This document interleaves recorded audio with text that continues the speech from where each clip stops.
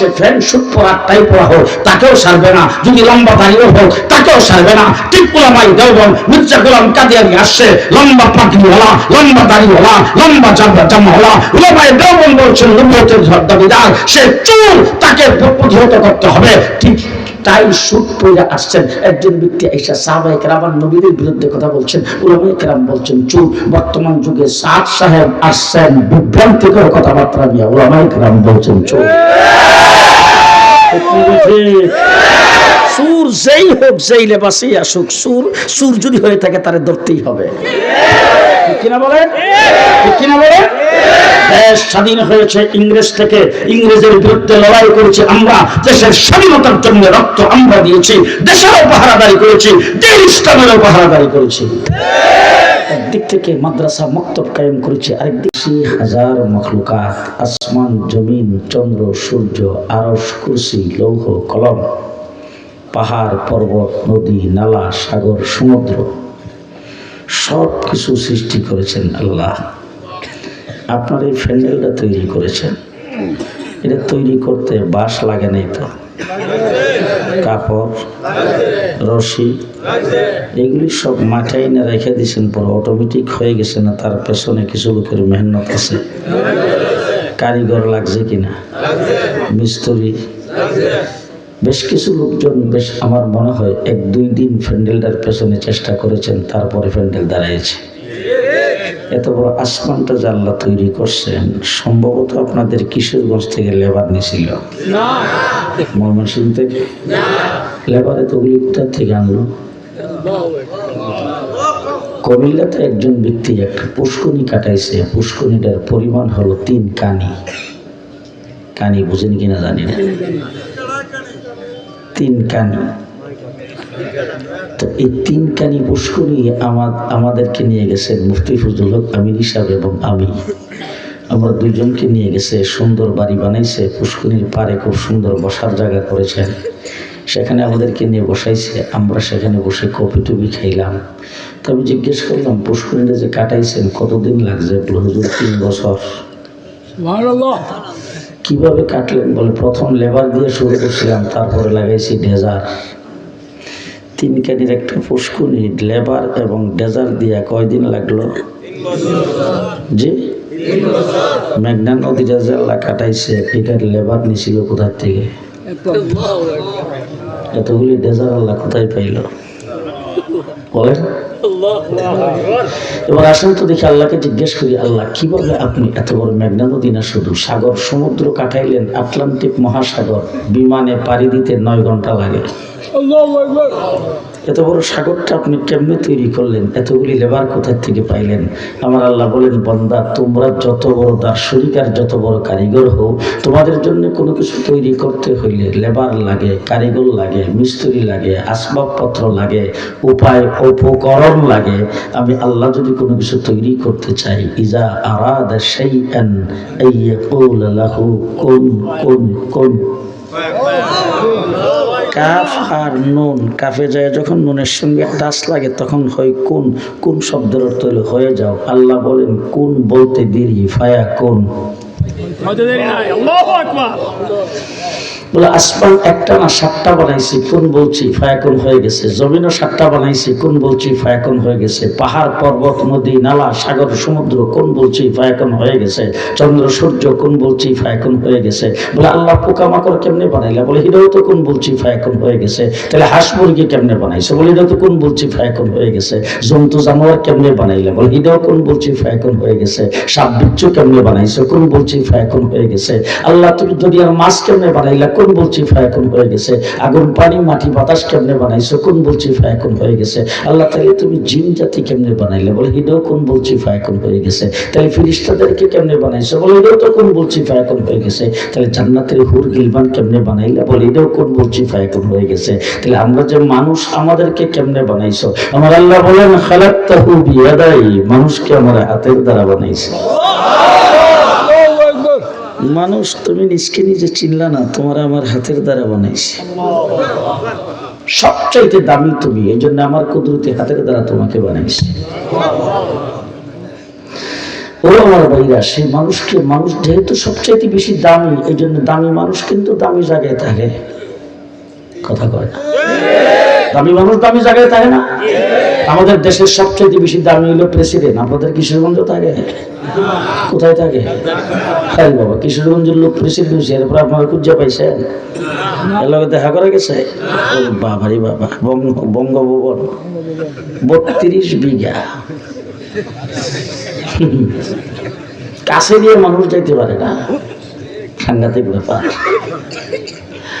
দামি মানুষ দামি জায়গায় থাকে, এই জন্য দামি তোমরা বেশি, এই জন্য তোমাদেরকে জান্নাতে রাখছি। হ্যাঁ, আদম আলাইহিস সালামের বাড়ি কো?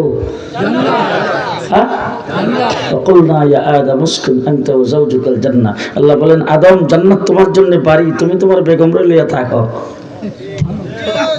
সুবহানাল্লাহ। এখন বলা লাগবে না, সকালে নাস্তার পরে বলেন। সবচাইতে বেশি দাবি করে তোমাদেরকে বানাইছি। ওয়ালাকাদ কাররামনা বানি আদম, বনি আদমকে অতি বেশি সম্মানিত করে বানাইছি। তামাম সৃষ্টি জগতের ভিতরে তোমাদের চাইতে সুন্দর কাউকে বানাইনি। তোমরা সবচাইতে বেশি সুন্দর।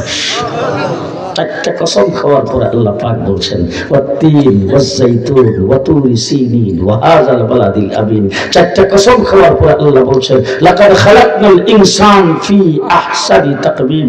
तमाम সৌন্দর্যের বাদশা তোমাদেরকে বানাইছি। সবচাইতে বেশি সুন্দর করে আল্লাহ পাক আমাদেরকে বানাইছেন। এই জন্য আল্লাহ তাবারক ওয়া তাআলা আমাদেরকে বানাইছেনই জান্নাতের জন্য। কোথাকার জন্য? জান্নাতের জন্য। জান্নাতি মানুষ কিভাবে আবার জান্নাতে যাবে, জান্নাত মানুষ কি করে পাবে, কোন কাজ করলে জান্নাত পাবে, কিভাবে চললে জান্নাত পাবে, এই মানুষদেরকে জান্নাতের পথ দেখাইবার জন্য 1,24,000 পয়গম্বর পৃথিবীতে আল্লাহ প্রেরণ করেছেন। সর্বপ্রথম পয়গম্বর হযরত আদম আলাইহিস সালাম। আদমের আগে কোনো নবী নাই। আর সর্বশ্রেষ্ঠ নবী মুহাম্মদুর রাসূলুল্লাহ সাল্লাল্লাহু আলাইহি ওয়াসাল্লাম। আমাদের নবীর পরে কোনো নবী নাই। আমার আল্লাহ পাক নবীদেরকে দুনিয়াতে প্রেরণ করে আমাদেরকে জান্নাতের পথ দেখাইছেন। আদম থেকে নবী প্রেরণ হওয়া শুরু হয়েছে, আমাদের নবীর মাধ্যমে আল্লাহ পাক শেষ করেছেন। সর্বশ্রেষ্ঠ নবী মুহাম্মদুর রাসূলুল্লাহ সাল্লাল্লাহু আলাইহি সাল্লাম পৃথিবীতে আগমন করেছেন। তার দ্বীন, তার কিতাব, তার শরীয়ত কিয়ামত পর্যন্ত চলবে। চলছে, চলবে। কোন প্রকার এদিক সেদিক হয়েছে, হবে না। অতীতের নবী আসছে, নবী চলে গেছে, তার কিতাবও চলে গেছে, তার দ্বীনও চলে গেছে, তার শরীয়তও চলে গেছে, তার আইন কানুন বিধান তরিকা সবকিছু চলে গেছে। আর আবার নবী চলে গেছেন আজকে 1450 বছর। এখন পর্যন্ত সবকিছু ঠিক আছে তো? কি বলেন, ঠিক আছে তো? হযরত মুহাম্মদুর রাসূলুল্লাহ সাল্লাল্লাহু আলাইহি ওয়াসাল্লাম পৃথিবীতে আগমনের মাত্র 500 বছর আগে হযরত ঈসা আলাইহিস সালাম পৃথিবীতে আগমন করেছিলেন। ঈসা আলাইহিস সালামকে আল্লাহ পাক আসমানি একটা বড় কিতাব দিয়েছিলেন, তার নাম ইনজিল। আমার নবী ঈসা আলাইহিস সালামের 500 বছর পরে পৃথিবীতে আসছেন। পৃথিবীতে আয়েশা রাসূল সাল্লাল্লাহু আলাইহি সাল্লাম দেখেন 500 বছরের ব্যবধানে ইনজিলের বংশও নাই। এখন তো 2000-2000-এর কথা বলতেছি না, মাত্র কয় বছর? 500 বছরের ব্যবধানে রাসূল ঈসা দেখলেন ইনজিলের বংশ নাই। ওই সমস্ত মানুষগুলি যারা ঈসা আলাইহিস সালামের উম্মতের দাবিদার, ওই সমস্ত ব্যক্তিরা বাইতুল্লাহর চতুর্দিকে 360টা মূর্তি লাগাইছে। ঈসা আলাইহিস সালাম কি মূর্তি পূজা করতো? না। বাইতুল্লাহর ভিতরটারই মূর্তি দিয়া সাজাইছে। বাইতুল্লাহ শরীফ উলঙ্গ হয়ে তওয়াফ করে। অসভ্যতার এবং চরম পর্যায়ে পড়ছে। মেয়ে সন্তান জন্মগ্রহণ করলে জিন্দা কবর দেয়। কয় বছর? যে 500 বছর পরে রাসূল ঈসা দেখলেন ঈসা আলাইহিস সালামের তরিকা নাই, ঈসা আলাইহিস সালামের শিক্ষা নাই, সংস্কৃতি নাই, কৃষ্টি নাই, কালচার নাই, সবকিছু শেষ হয়ে গেছে। আর আমার নবী দুনিয়া থেকে গেছে কয় বছর? জি 1450 বছর। রাসূলের যুগে ফজরের নামাজ ছিল 20 রাকাত, এখন 4 রাকাত রয়েছে। উজুর ফরজ ছিল 41টা, এখন আছে 4টা। জি গোসলের ফরজ বোধহয় 21টা আছে না, এখন 3টা রয়েছে। হ্যাঁ, কোন পরিবর্তন? আরো জোরে। আমার যুগে, আমার রাসূল সাল্লাল্লাহু আলাইহি ওয়াসাল্লামের যুগে মসজিদে মানুষ যাইতে কোন পাও দিয়া যাইতো, এখন যাইতে কোন পাও? রাসূল সাল্লাল্লাহু আলাইহি ওয়াসাল্লামের যুগে বাথরুমে গেলে কোন পাও দিয়া যাইতো? এখন কোন পাও? রাসূল সাল্লাল্লাহু আলাইহি ওয়াসাল্লাম দুনিয়া থেকে চলে গেছে, চোখে চশমা, চোখে সুরমা দেওয়ার সুন্নত এখন পর্যন্ত আছে, আতর লাগাইবার সুন্নত এখন পর্যন্ত আছে, গোসলের সুন্নত এখনো আছে, উযুর সুন্নত এখনো আছে, দাড়ি রাখার সুন্নত এখনো আছে, মাথার চুল কাটার সুন্নত এখনো আছে, হাতের পায়ের নখ কাটার সুন্নত এখনো আছে, হাঁটার সুন্নত এখনো আছে, বসার সুন্নত এখনো আছে, পানি পান করার সুন্নত এখনো আছে।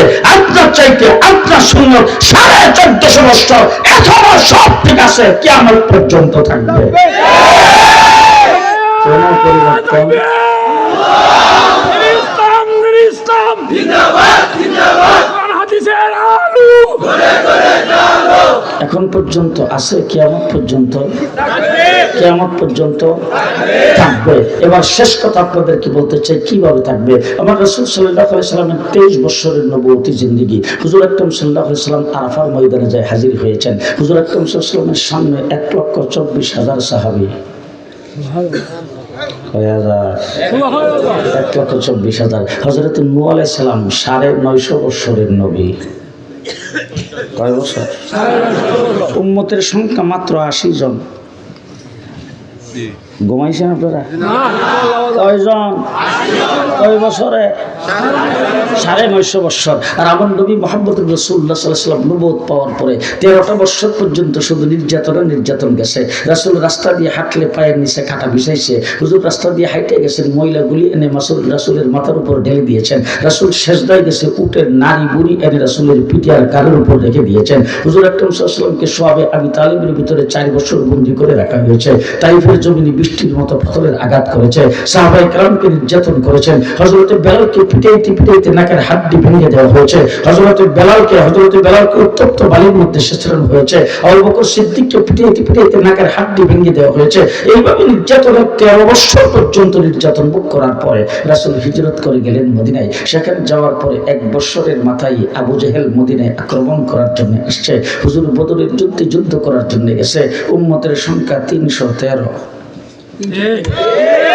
কয়জন? 313। 1 বছর পরে এরপরের বছরই উহুদের যুদ্ধ। উম্মতের সংখ্যা 750। 6ষ্ঠ হিজরিতে সূরা হুদায়বিয়া। উম্মতের সংখ্যা 1400। 8ম হিজরিতে রাসূল ফতহ মক্কা করেছেন। উম্মতের সংখ্যা 10,000। রাসূল 10ম হিজরিতে আরাফার ময়দানে দাঁড়িয়েছে। উম্মতের সংখ্যা 1,24,000। ওই জায়গায় আল্লাহ পাক কোরআন শরীফের আয়াত নাযিল করেছেন, আল-ইয়াউমা আকমালতু লাকুম দীনাকুম, আজকের দিনে তোমাদের জন্য তোমাদের দিনকে অল কমপ্লিট। বলে কেমন করে কমপ্লিট? ভালো করে শুনেন, কেমন করে কমপ্লিট? আল্লাহ রাব্বুল আলামিন বলেন, আমি রাব্বুল আলামিন, ও আমার হাবিব আপনি হইলেন রাহমাতুল লিল আলামিন। আমি আল্লাহ পাকের প্রতিনিধি দুনিয়াতে প্রেরণ করেছি নবী 1,24,000। আর আপনি রাহমাতুল লিল আলামিন, আপনার প্রতিনিধি সাহাবী তার সংখ্যা 1,24,000। নবীর সংখ্যা যা, সাহাবীর সংখ্যা তাই।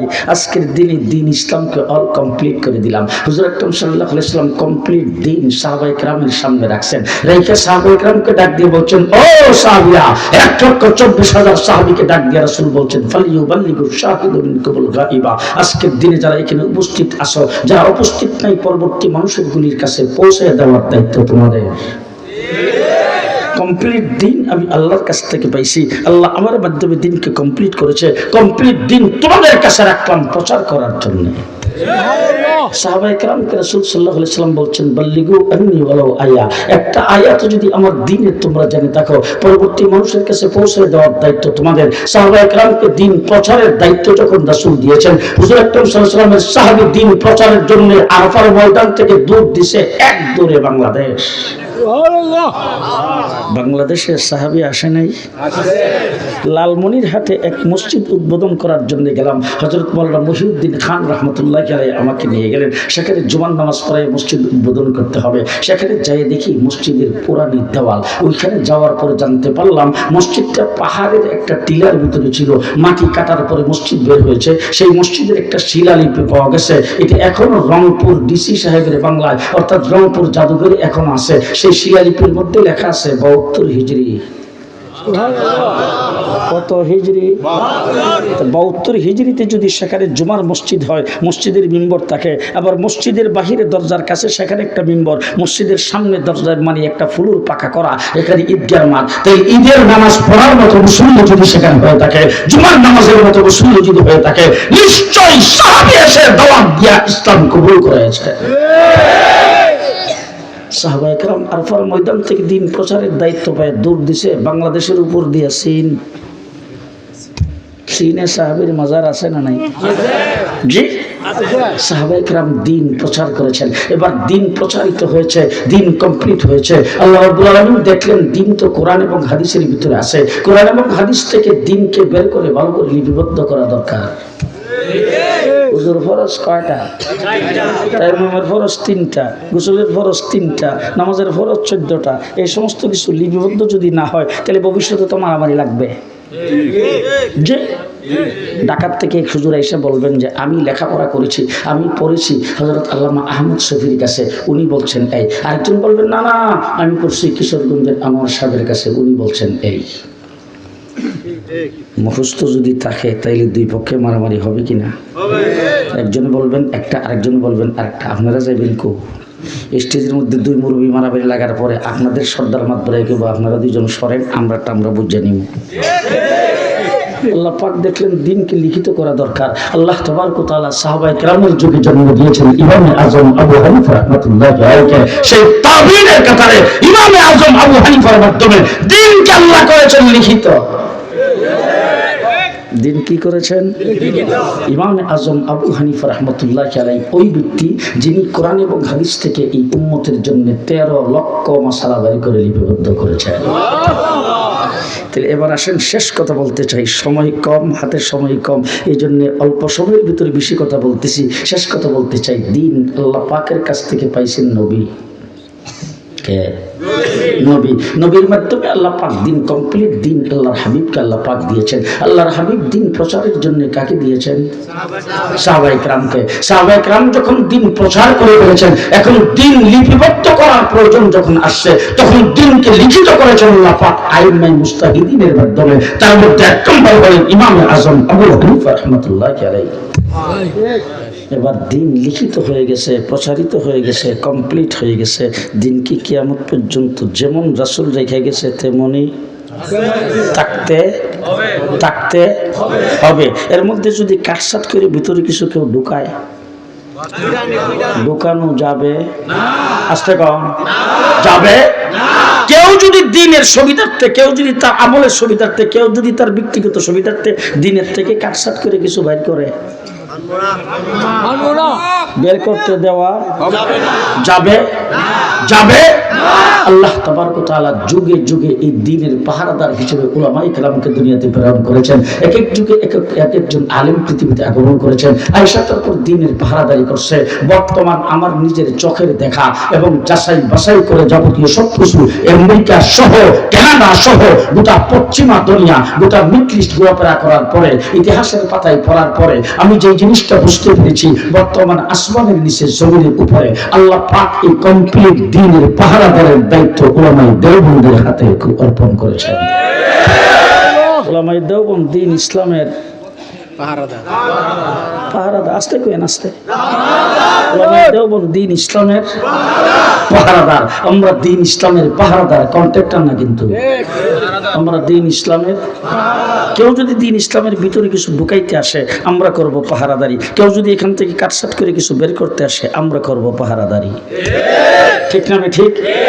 আমার ভাইরা, পাকিস্তানি হানাদার বাহিনী আমাদেরকে অত্যাচার ও নির্যাতন নিপীড়ন করার পরে 7.5 কোটি বাঙালি অস্ত্র ধরে 1971 যখন দেশ স্বাধীন করলাম, দেশ স্বাধীনতার পতাকা যখন পথপথ করে উঠতে শুরু করেছেন, তখন রেডিও টিভিতে ঘোষণা আসছে মুক্তিযোদ্ধারা অস্ত্র জমা দাও।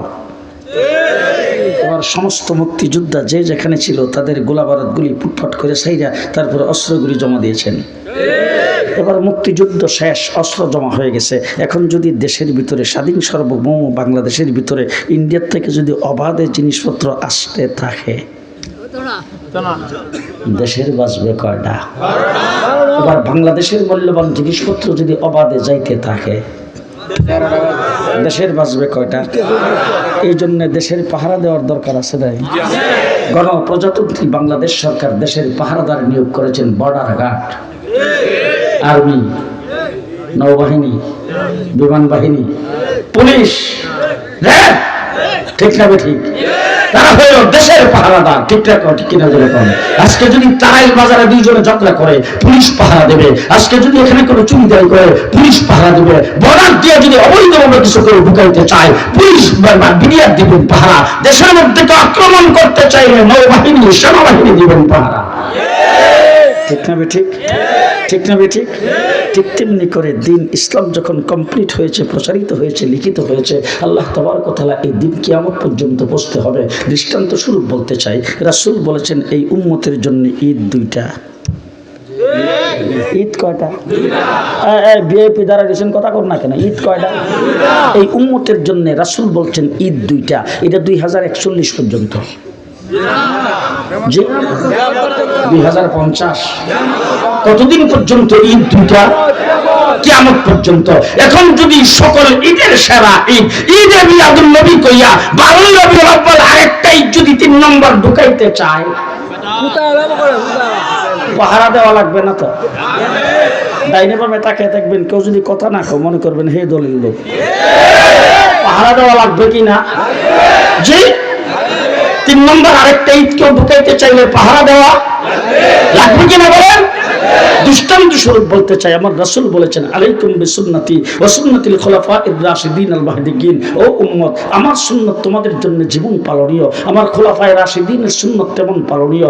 আমি যেই সমস্ত বিষয়ে সিদ্ধান্ত দিয়ে গেলাম সেগুলি উম্মত যেভাবে মানতে হবে। আমার খুলাফায়ে রাশিদিন দ্বীনের ব্যাপারে যে সিদ্ধান্ত দিবেন সেইগুলো তোমাদের মানতে হবে। আমারটা মানলে যেই সওয়াব, খুলাফায়ে রাশিদিনেরটা মানলে সেই সওয়াব। তাই খুলাফায়ে রাশিদিনের হযরত ওমর ইবনুল খাত্তাব যখন আমিরুল মুমিনিন খলিফাতুল মুসলিমিন হলেন, হযরত ওমর যখন দেখলেন তারাবির নামাজ বিক্ষিপ্ত আকারে বিভিন্নভাবে মানুষ আদায় করে, তখন হযরত ওমর ইবনুল খাত্তাব তখনকার সময়ের সমস্ত সাহাবায়ে কেরামের মিটিং আহ্বান করে, সকল সাহাবায়ে কেরামকে নিয়ে পরামর্শ করে এই উম্মতের জন্য তারাবির নামাজ নির্ধারণ করেছেন 20 রাকাত।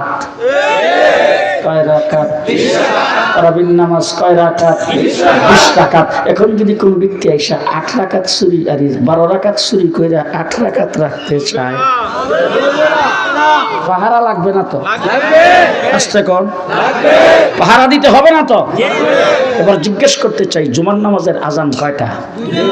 দুইটা। হযরত উসমান রাদিয়াল্লাহু তাআলা আনহু এই উম্মতের সুবিধার্থে যাতে নামাজ ঠিক প্রথম যাইতে পারে, নামাজের মধ্যে হাজির হতে পারে, এই জন্য একটা আজান বাহিরে দিবে, আরেকটা আজান ভিতরে দিবে, একটা খুতবার সময় দিবে, একটা মানুষকে আহ্বান করে আজান দিবে, দুইটা আজান নির্ধারণ করেছেন। এখন যদি কোনো ব্যক্তি এসে একটা আজানকে মাইনাস করে আরেকটা রাখতে চায়, পাহারা দেওয়া দরকার আছে না নাই? কি বলেন, আছে না নাই? এই উম্মতের পাহারাদার। তবে একটা জিনিস জানতে চাই, পাহারাদার আপনাদের তারাইল বাজারে আছে না নাই? এখন রাত্রের বেলা যদি চোর আইসা ঢুকে আর চোর যদি ফ্যান শুট টাই পরা থাকে, তাইলে হেরে সারি দিব? জি। আবার দেখেন আমার মতো এরকম পাগড়ি বান্ধা, লম্বা জামা, মুখে লম্বা দাঁড়িয়ে যদি চোরায়, হেরে ছেড়ে দিব? তাহলে পাহারাদার যে হয় তার এই জিনিস দেখার মতো কোনো মানে সময় নাই যে সে কি বড় পাগড়িওয়ালা না বড় দাড়িওয়ালা না বড় পাঞ্জাবিওয়ালা। দেখার তো মানে একটাই বিষয় যে সুর কি না। যদি চোর হয় সে ফ্যান শুট পরা টাই পরা হোক তাকেও সারবে না, যদি লম্বা দাড়িও হোক তাকেও সারবে না। ঠিক ওলামাই দেওবন্দ মির্জা গোলাম কাদিয়ানী আসছে, লম্বা পাগড়িওয়ালা, লম্বা দাড়িওয়ালা, লম্বা জামাওয়ালা। ওলামাই দেওবন্দ বলছেন নবুয়তের দাবিদার, সে চোর, তাকে প্রতিহত করতে হবে। ঠিক তাই শুট পরে আসছেন একজন ব্যক্তি এসে সাহাবায়ে কেরাম নবীদের বিরুদ্ধে কথা বলছেন, উলামায়ে কেরাম বলছেন চোর। বর্তমান যুগে সাদ সাহেব আসছেন বিভ্রান্তিকর কথাবার্তা নিয়ে, উলামায়ে কেরাম বলছেন চোর। সুর যেই হোক, যেই লেবাসে আসুক, সুর যদি হয়ে থাকে তারে ধরতেই হবে। কিনা বলেন, কিনা বলেন? দেশ স্বাধীন হয়েছে ইংরেজ থেকে, ইংরেজের বিরুদ্ধে লড়াই করেছি আমরা, দেশের স্বাধীনতার জন্য রক্ত আমরা দিয়েছি, দেশেরও পাহারাদারি করেছি, দিন ইসলামেরও পাহারাদারি করেছি। একদিক থেকে মাদ্রাসা মক্তব কায়েম করেছি, আরেক দিক থেকে ইংরেজের বিরুদ্ধে লড়াই করেছি। ঠিক কিনা বলেন, ঠিক কিনা বলেন? এরপরে যখন দেশ পাকিস্তান হয়েছে, আইয়ুব খান ফ্যামিলি প্ল্যানিং আইন জারি করেছেন, হাজলামা শামসুল হক ফরিদপুরের নেতৃত্বে উলামায়ে কেরাম পাহারাদারি করেছেন।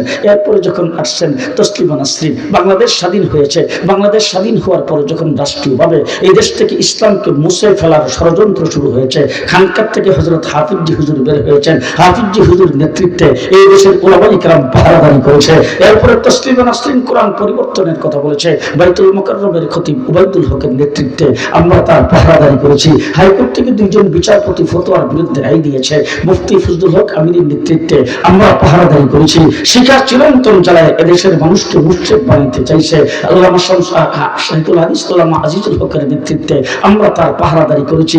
শাহবাগের নাস্তিকার মুক্তাদরা একত্রিত হয়ে যুদ্ধ অপরাধীদের বিচারের দাবিতে আল্লাহ এবং আল্লাহ রাসূল কিনা যখন কটূক্তি করেছে, আল্লামা আহমদ শফির নেতৃত্বে সাতরা চত্বরে এক সাগর রক্ত দিয়া আমরা তা প্রতিহত করেছি। 2021 সালে শুনেন, 2021 সালে বাবার মূর্তি রাস্তার মধ্যে লাগায়া যখন এই দেশের মানুষকে গুমরা নাস্তিকার মুক্তাদার মুশরিক বানাইতে চেয়েছে, জুনায়েদ বাবুরগুলির নেতৃত্বে আমরা তার পাহারাদারি করেছি। ঠিক কিনা বলেন? যখন লেডি প্রধানমন্ত্রী ছাত্রদের যুক্তির দাবিতে ছাত্ররা যখন মাঠে নামছে, আবু সাইদ যখন জীবন দিয়েছে, ছাত্রদের বুকের উপর যখন গুলি চালাইতে শুরু করেছে, তখন এই দেশের কওমি দেওবন্দি উলামায়ে কেরাম ছাত্রদের সাথে মাঠে নেমে 84 জন ছাত্র জীবন দিয়ে লেডি প্রধানমন্ত্রীকে বাংলাদেশ থেকে ভাগাই দিয়েছে। ঠিক কিনা বলেন? আমরা দ্বীন ইসলামের পাহারাদার। পাহারাদারি করবো তো আমরা ইনশাআল্লাহ।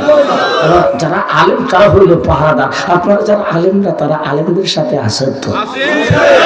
সবাই না, কেটা কেটা আসেন দিকে হাতে আসেন সবাই, আসেন সবাই। শেষ কথা আপনাদের সামনে বলতে চাই, শেষ কথা আপনাদের সামনে বলতে চাই, শেষ কথা আপনাদের সামনে বলতে চাই। জানি না আপনারা একমত হবেন কিনা।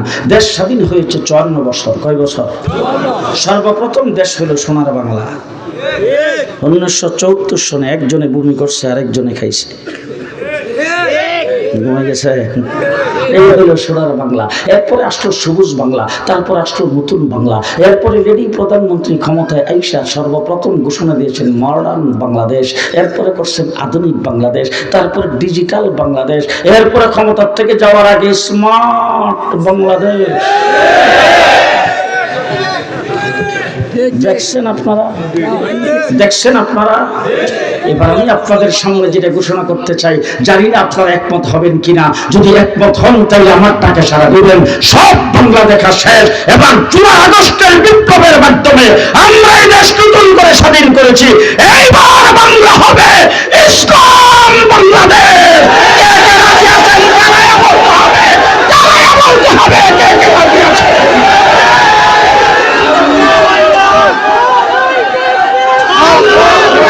ইসলাম বাংলাদেশ। রাজি আছেন সবাই? রাজি আছেন সবাই? যদি রাজি থাকেন তাইলে একটি কথাই আপনাদের সামনে বলবো, সংবিধান প্রণয়ন হবে, কমিশন গঠন করা হয়েছে, আল্লাহর উপর পূর্ণ আস্থা ও বিশ্বাস থাকতে হবে, সংবিধানে লেখা থাকতে হবে সকল ক্ষমতার উৎস একমাত্র আল্লাহ। আঙ্গুল উপরের দিকে উঠে বলতে হবে একমাত্র কে? আরো জোরে বলেন কে? জনগণ সকল ক্ষমতার উৎস নয়, সকল ক্ষমতার উৎস একমাত্র আরো জোরে, আরো জোরে। আরে তাকবীরের স্লোগানের ভূমিকা করে জয় বাংলা কায়েম করেছিল। এবার বাংলাদেশের স্লোগান হবে নারায়ে তাকবীর। প্রস্তুত আছেন? প্রস্তুত আছেন ইনশাআল্লাহ?